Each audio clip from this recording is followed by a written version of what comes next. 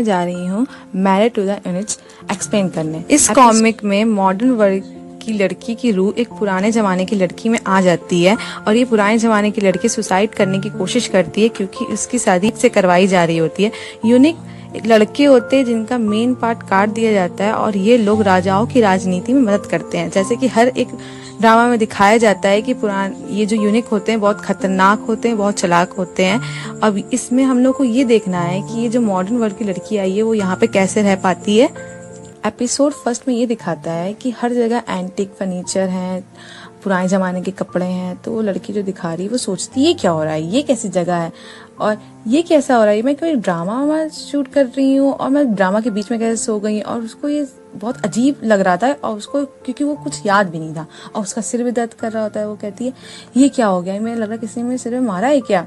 और फिर उसको किसी की आने की आवाज सुनाई देती है। तो वो देखती है कि इतना खूबसूरत इंसान उसके एकदम पुराने जमाने के कपड़े पहना हुआ उसके सामने खड़ा हुआ है, जो बहुत मोटी सी फाउंडेशन लगाया हुआ है, बहुत गोरा सा है। उसको लग रहा है कि ऐसा कोई इंसान होता ही नहीं है और उसके स्टाइल से उसको लगता है कि जैसे पुराने जमाने में कोई यूनिट प्ले करता है रोल वैसा दिख रहा होता है। तो वो कहती है कि लग रहा है कि हम लोग कोई ड्रामा सीरीज शूट कर रहे हैं। और इतने देर में वो सोच ही रही होती कि वो आदमी वो बोलता है कि मैं यूनिट हूँ और मुझे पता है कि मैं आपके लिए अच्छा नहीं हूँ लेडी चैन, लेकिन मैं आपको फोर्स नहीं करूंगा। लेकिन आप भूल जाइए, अगर आप सोच रही हैं कि आप यहाँ से जा सकती हैं अपने घर, आप कहीं भी नहीं जा सकती जब तक आप मर ना जाए। और ये बोल के वो दरवाजा बंद करके चला जाता है। तो वो सोच रहा था कि ये लड़की सोच रही थी क्या बोल के चला गया, ये कैसा ड्रामा है। तो वो बोलती मुझे अब समझ आया, ये पक्का मैं सपना अपना देख रही हूँ। पहले भी उसको ऐसा सपना आ चुका है। तो वो दोबारा सो जाती है, कहती है कि अगर वो दोबारा सो जाएगी सब कुछ सही हो जाएगा। फिर वो कुछ घंटों बाद उठती है तो कहती है ये क्या, मैं अभी तक यहाँ पर हूँ और मुझे ये सपना नहीं था। तो ये क्या है, फिर क्या मेरी रूह चेंज हो गई है। तो मिरर के पास जाती है और देखती है कि ये मिरर में कौन है, ये तो मेरी बॉडी नहीं है, लग रहा है मेरी रूह चेंज हो गई है और मैं यहाँ पर यूनिक के मेंशन में हूँ और उस मैन के हिसाब मैंने यूनिक के हिसाब से। और ये जो ओनर है बॉडी की वो इसके साथ नहीं रहना चाहती, तभी इसने सुसाइड भी अटेम्प्ट किया है। और ये मैंने किडनैप कर ले आया अपनी दुल्हन को और इसलिए लग रहा है कि इसके पीछे भी बहुत कहानी लग रहा है, मुझे पता नहीं है। इतना सोच ही रही होती है तो उसे खड़खड़ाने की आवाज आती है और उसको सुनाई देता है कि लेडी चैन, मैं आपकी नौकरानी, बधाई हूँ, आपकी जो विश थी पूरी हो गई है। मास्टर ने आपकी विश पूरी कर दी। आपको 3 दिन तक कोई खाना नहीं मिलेगा। आपकी मन की ख्वाहिश है तो आपको खाना नहीं मिलेगा, मैं आपको लेने नहीं आऊंगी। अब ये सुन के वो तो कहती कि मैंने कौन सा ऐसा पाप कर दिया कि मेरे साथ ऐसा हो रहा है, मैं ऐसे बॉडी में आ गई हूँ और जो ये लड़की खाना भी नहीं खा चाहती है, मुझे इसी समय आना था इस बॉडी में। और कहती मुझे 3 दिन तक खाना नहीं मिलेगा, ये ऐसा नहीं हो सकता, मैं जा रही हूँ यहाँ से, मैं भूखी नहीं रहना चाहती हूँ। ये बोल के वो जा ही रही तो दरवाजा उस पर हाथ मारती है तो देखती है कि वो लॉक है। और फिर वो बोलती है कि ये स्टूपिड यूनिक, ये मुझे यहाँ पे बंद कर दिया ये। और उसी रात में फिर वो सोचती है जो मैंने बद्दुआ दी है यूनिक को उस पर असर करेगी या उससे पहले मैं ही मर जाऊंगी भूख के मारे। उसको आवाज सुनाई देती है। वो आवाज कहती है कि लेडी चैन आप क्या आप यहाँ पर हैं, मेरा नाम जाओ टाओ है, तो मैं आपकी सर्वेंट हूँ। तो उससे बोलती है कि मुझे कुछ खाने के, तुम कुछ खाना के लिए लेके आई हो। तो वो खाने को उसको देती है, कुछ वो उसको शुक्रिया अदा करती है। फिर कहती है कि मैं तुम्हारा एहसान कभी नहीं भूलूंगी। और क्या फिर वो सोचती है कि मुझे बस ये 3 दिन तक यहाँ पर रहना पड़ेगा और बस मैं 3 दिन तक यहाँ रह लूँ और मुझे जैसे भी मौका मिलेगा मैं यहाँ से भाग जाऊंगी, मुझे यहाँ से निकलना है और मैं यहाँ नहीं रहने वाली। एपिसोड 2 की स्टार्टिंग में ये दिखाता है कि लड़की सोच रही होती है कि वाह ये जो मेरा 3 दिन का कैद था वो खत्म हो चुका है। और वो सोच रही थी कि वो नॉर्मल लाइफ जिएगी, लेकिन उसको सिर्फ बेकार खाना खाने को मिला था। वो सोच रही थी कि वो ऐसे कैसे जी सकती है। वो अपनी मम्मी पापा को याद कर रही थी, अपना फेवरेट ड्रामा याद कर रही थी, गेम शो याद कर रही थी। तो सोच रही थी कि यहाँ तो वाईफाई भी नहीं है, ना ही कंप्यूटर और ना ही AC है। वो रातों रात पुराने जमाने में आ गई है और उसको सिर्फ भूख लग रही थी और वो सिर्फ खाना खाने के बारे में सोच रही थी, ये मीट खाने के बारे में सोच रही थी, ये उल्टा सीधा खाना खाने के बारे में सोच रही थी। तभी उसको खुशबू आती है। वो सोच रही होती है कि ये खुशबू कहाँ से आ रही है और उसके पीछे पीछे जाने लगती है। तो देखती है तो कहती है कि यार इतना टेस्टी दिख रहा है और फिर उसको खाना स्टार्ट कर देती है।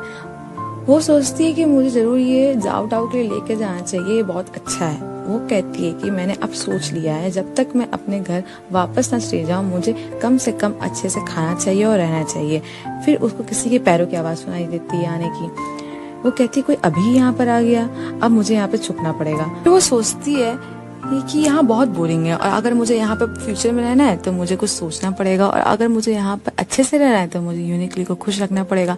वो सोचती है कि उसको बॉस बनाया किसने होगा यहाँ का। वैसे भी मैं जिस लड़की की बॉडी में हूँ उसे सुसाइड करने की वजह से यूनिकली एक को बुरा ही लगा होगा।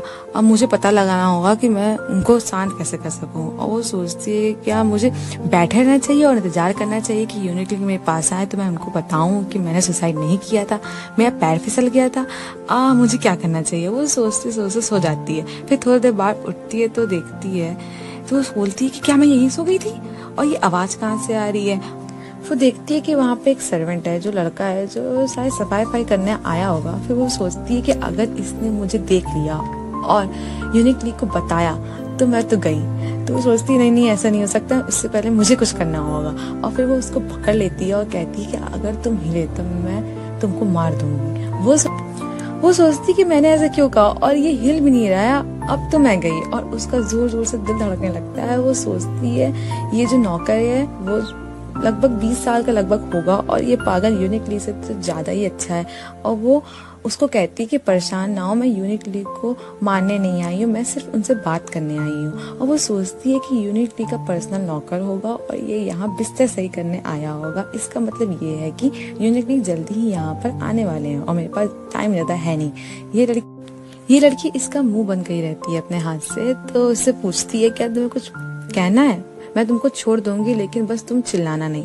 ये सोचती है कि बस ये मेरे बारे में बुरा ना समझे। वो उसको बोलती है कि मेरी ही गलती है कि जो गलतफहमी मेरे और यूनिकली के बीच में हुई थी, मुझे चुप नहीं रहना चाहिए था, मुझे कुछ बोलना चाहिए था। मैं उनको तकलीफ नहीं देना चाहती हूँ। क्या तुम्हें मदद करोगे? मुझे बहुत खुशी होगी कि अगर तुम उनको मेरे बारे में अच्छा बोलोगे। तो क्या तुम मेरी एक्टिंग कर सकते हो कि तुमने मुझे कभी देखा भी ना हो और मुझे पता है कि तुम्हें तकलीफ होगी करने में, लेकिन प्लीज तुम एक्टिंग कर देना।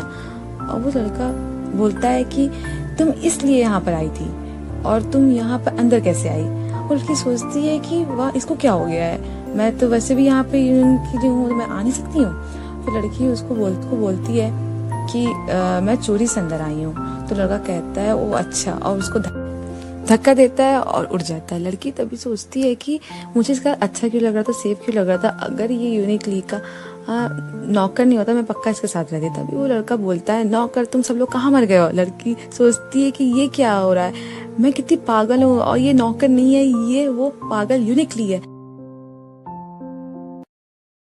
लड़की सोचती है यूनिकली है, मैंने इसको पहचाना कैसे नहीं था। मैं पहली बार इससे मिली थी तो ये तो ड्रामना था और कुछ ज्यादा ही गोरा था आम लोगों से। क्या इसने उस दिन पाउडर लगाया था, क्या मैं इससे मेकअप हटा दिया है। मैं इतने देर से इससे बात कर रही हूँ तभी मैं पहचान नहीं पाई। तभी उसके नौकर आ जाते हैं।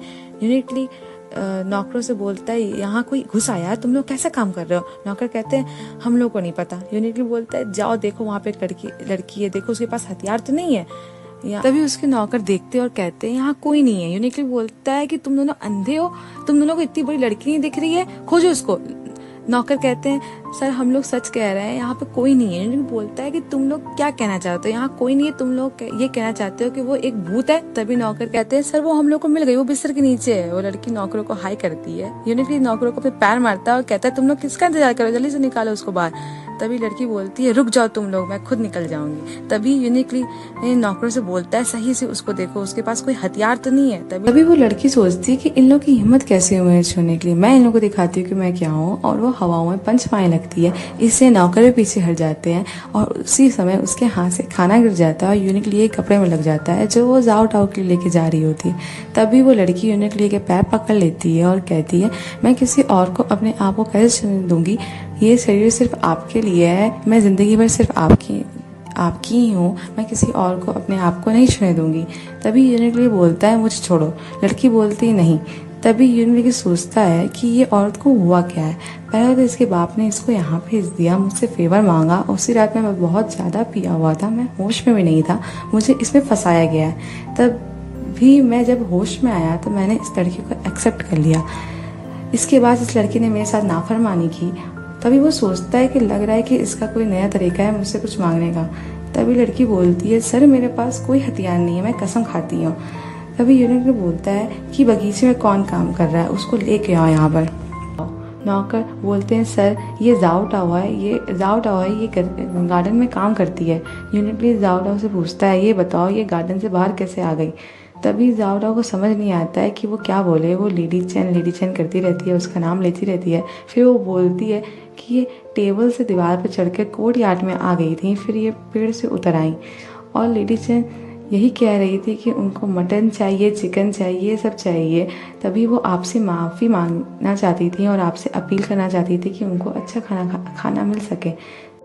तो फिर यूनिकली उठता है और पूछता है लेडी चैन आपको याद है कि मैं कौन हूँ? तो लड़की बोलती है हाँ आप यूनिकली हैं।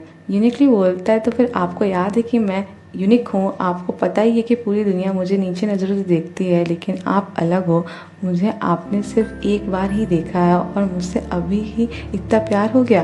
वो लड़की बोलती है वैसे तो आप सही कह रहे हैं और वैसे भी मैं यहाँ पर हूँ और मैं यहाँ से वापस अपने घर जा नहीं सकती हूँ और मैं अपनी ज़िंदगी अपने लिए अच्छी बनाना चाहती हूँ।